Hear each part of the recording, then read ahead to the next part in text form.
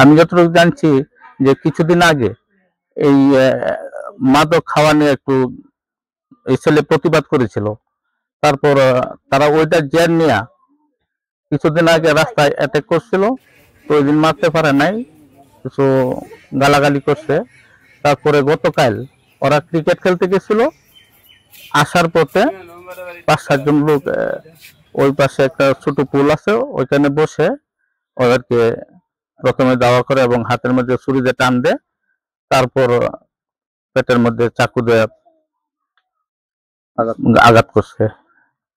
তারপর ওনাকে গফরগাঁও নিয়ে যায়, গফরগাঁও রাখে নেয়। তারপর ময়মনসিংহ মেডিকেল কলেজে চিকিৎসাধীন মৃত্যুবরণ করেন। এখন লাশের অবস্থাটা কি?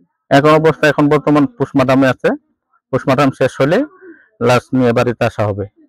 আমি মেম্বার হিসেবে দাবি জানাচ্ছি এটাই যে রামিমের চাচা হিসেবে আমি দাবি জানাচ্ছি যে এই ঘটনার সাথে যারা সম্পৃক্ত এবং এই ঘটনার সাথে যারা জড়িত আছে তাদেরকে যেন প্রশাসনিকভাবে এবং আইনের আওতায় আনা হয় এবং তাদের সঠিক বিচার করা হয় এবং তাদেরকে ফাঁসি দাবি জানাচ্ছি আর কি। ছেলে আমার ভাতিজা হয়। ছেলে খুব ভালো মানুষ।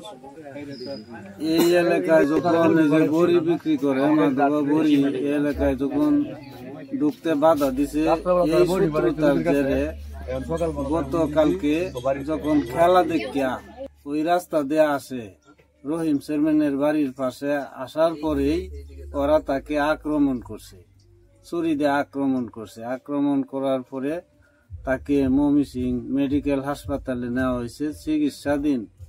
তার মৃত্যু হয়েছে।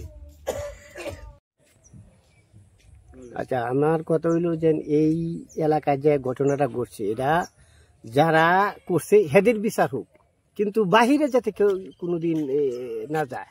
এটা কিন্তু এনো আছে দুষ্কৃতিকারী ছেলে, এটার বিচার হোক, বাইরে যাতে কেউ না পড়ে। আমার কথা সকলের কাছে একটা অনুরোধ যে বাহিরে যাতে কোনো লোক না পড়ে, এটাই হলো আমার বক্তব্য।